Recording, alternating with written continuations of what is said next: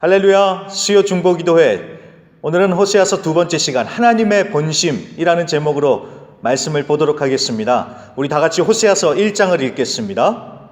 우시아와 요담과 아하스와 히스기야가 이어 유다 왕이 된 시대, 곧 요아스의 아들 여로보암이 이스라엘 왕이 된 시대에 부엘의 아들 호세아에게 임한 여호와의 말씀이라. 여호와께서 처음 호세아에게 말씀하실 때 여호와께서 호세아에게 이르시되 너는 가서 음란한 여자를 맞이하여 음란한 자식들을 낳으라.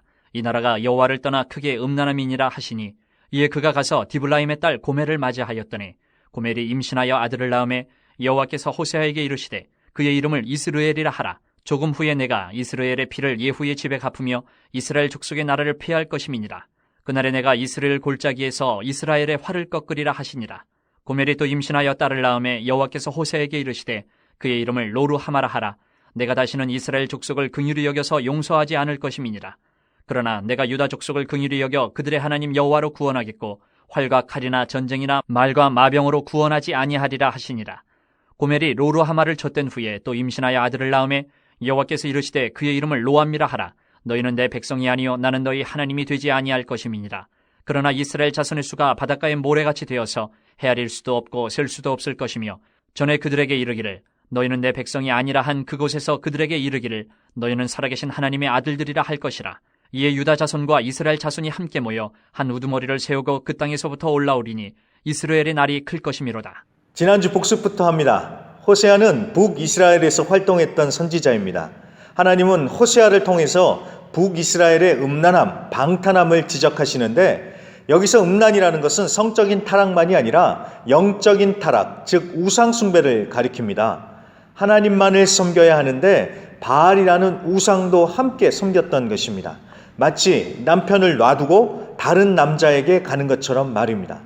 그럼에도 이스라엘을 놓지 않고 끝까지 붙드시는 하나님의 사랑의 마음이 담긴 것이 바로 이 호세아서입니다. 자, 그러면 오늘 말씀을 보겠습니다. 오늘 우리가 읽은 호세아서 1장은 굉장히 중요한 말씀입니다.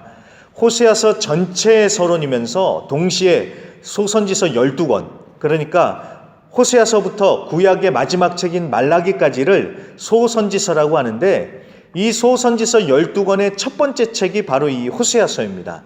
그래서 호세아서 1장은 호세아서 전체의 서론이면서 동시에 소선지서 12권의 서론으로서 소선지서의 전체 메시지를 요약하고 있습니다. 그러니까 호세아서 1장을 잘 보면 호세아서를 이해할 수 있는 것뿐만이 아니라 소선지서 전체를, 그 전체의 맥락을 알 수가 있는 것입니다. 자, 그러면 어떤 메시지인지 우리가 하나씩 살펴보겠습니다. 2절을 보면 하나님은 호세아 선지자를 부르시고 사명을 주십니다.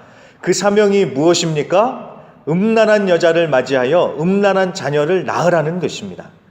자, 탁월한 전도자가 돼서 여기저기 다니면서 말씀을 전하며 부흥을 일으켜라, 아니면 어디로 파송하니까 선교 가라, 이런 것도 아니라 그저 결혼하고 아이를 낳으라는 것이 호세아에게 주어진 사명이었던 것입니다.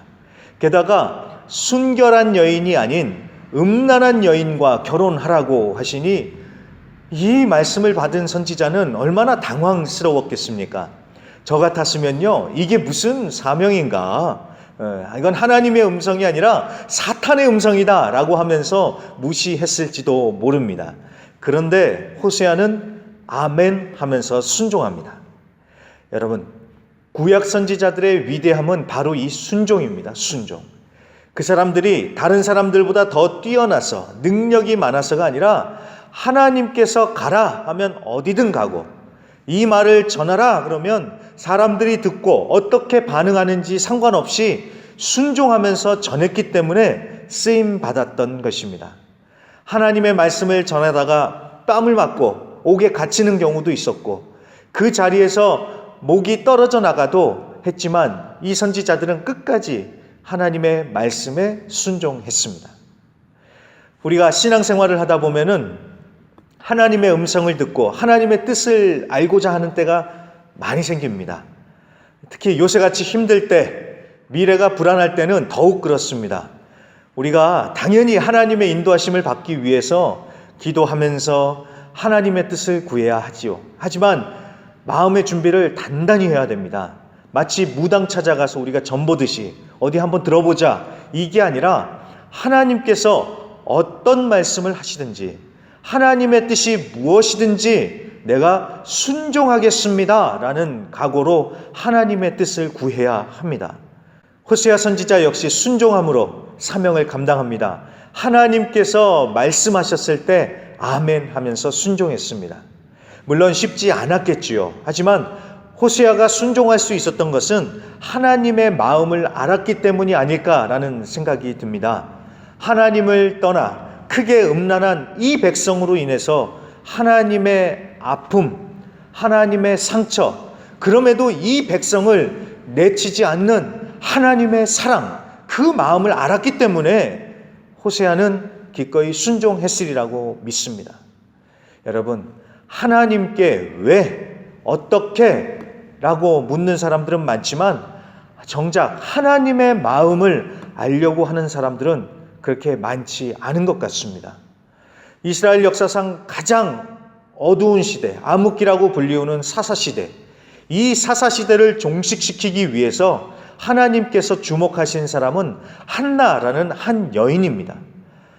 다른 사람들 다 놔두고 왜 한나라는 여인을 하나님은 주목하셨을까요?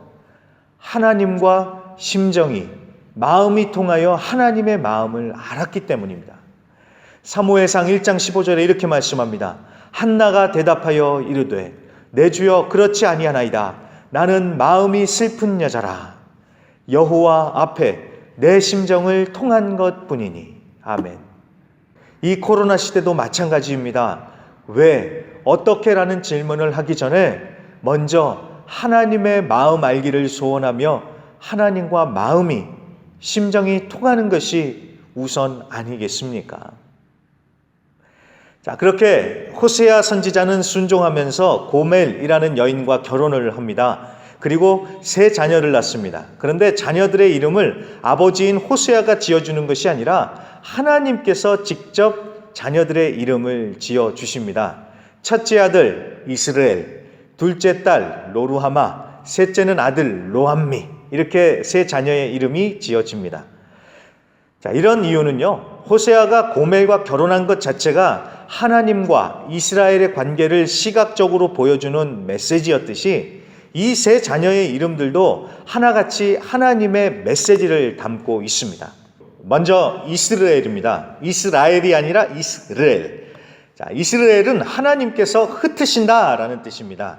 이름 자체만으로도 무서운 심판이 느껴지지만 4절 후반에 보면은 조금 후에 내가 이스라엘의 피를 예후의 집에 갚으며 이스라엘 족속의 나라를 패할 것임이니라 라고 하지요. 자, 이게 무슨 말이냐? 이스라엘은 북이스라엘의 지역 중에 한 곳의 이름입니다.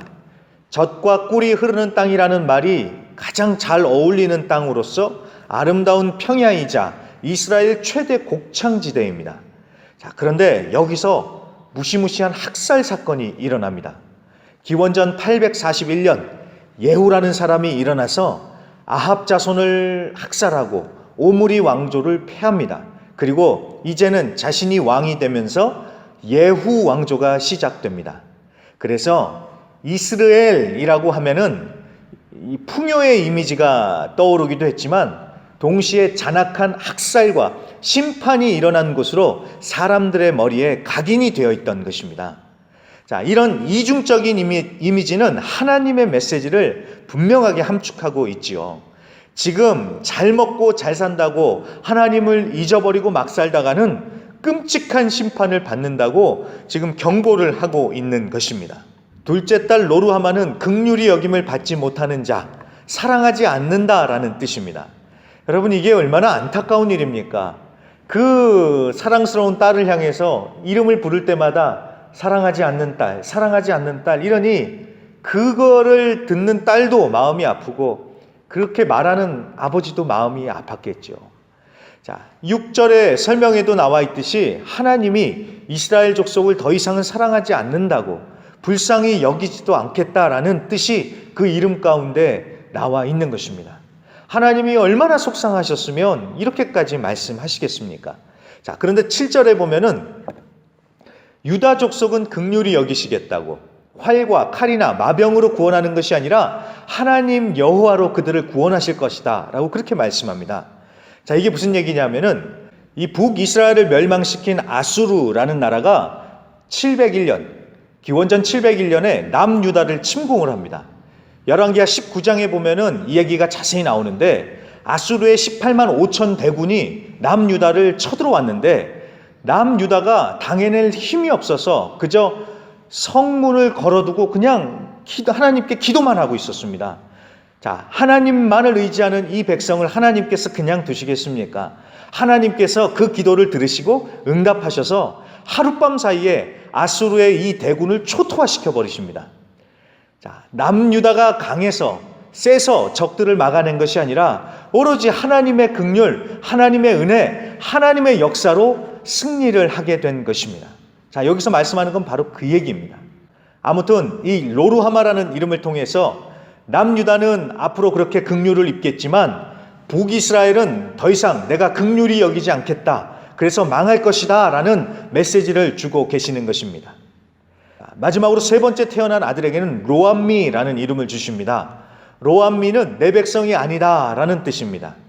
더 이상 넌 내 자식이 아니다. 연을 끊자. 뭐 이런 의미겠지요. 그런데 이 말을 곧이곧대로 들으면 안 되는 것 아시지요? 정말 연을 끊자는 것이 아니라 이거는 반어법입니다. 반어법. 전에 어느 개그 프로에 아들이 엄마한테 혼나는 장면이 나옵니다. 엄마가 얼마나 속상한지 아들 보고 꼴도 배기 싫으니까 당장 나가! 이러는 겁니다. 그랬더니 이 아들이 말귀를 못 알아먹고 진짜 나갑니다. 그랬더니 엄마가 나가라고 해서 진짜 나가냐고 하면서 그 아들을 잡아다가 더 혼내는 것입니다.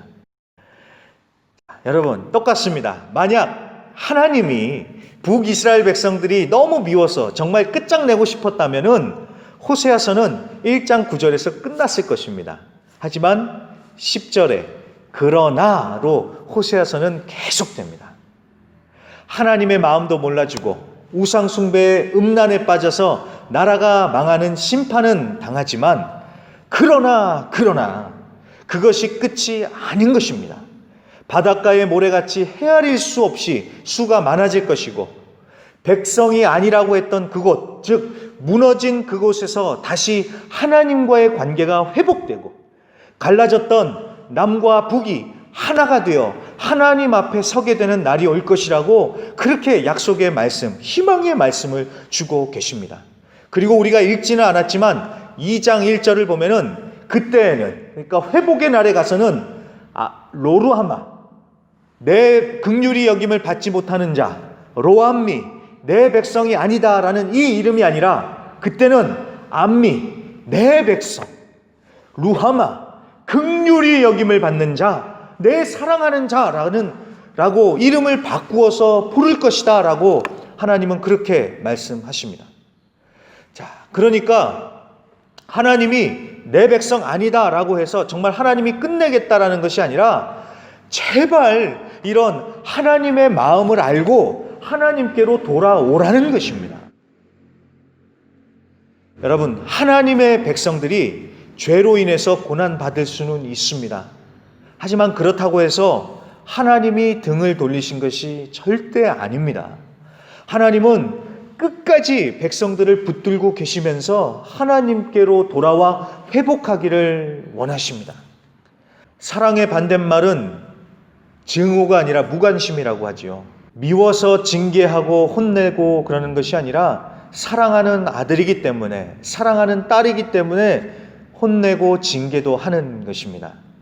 히브리서 12장 5절과 6절의 말씀을 보겠습니다. 또 아들들에게 권하는 것 같이 너희에게 권면하신 말씀도 잊었도다. 일러스되 내 아들아 주의 징계하심을 경히 여기지 말며 그에게 꾸지람을 받을 때에 낙심하지 말라. 주께서 그 사랑하시는 자를 징계하시고 그가 받아들이시는 아들마다 채찍질 하심이라 하였으니 아멘. 코로나 때문에 안 믿는 사람들만이 아니라 하나님을 믿는 하나님의 백성들도 똑같이 힘든 상황에 처해져 있습니다. 그 어려움이 날로 더욱 심해지고 있지요. 자, 정확한 하나님의 뜻은 우리가 알 수 없지만 분명한 것은 하나님이 하나님의 자녀들을 망하게 하시려고 하는 것이 아니라 더 잘 되라고 허락한 것인 줄로 믿습니다. 잠깐의 고난, 이것이 지나고 나면 우리는 반드시 영광으로 가게 될 것입니다. 절대로 하나님의 사랑을 의심하지 마시고 끝까지 하나님께 붙어 계시면서 견디고 승리하시기를 부탁드립니다.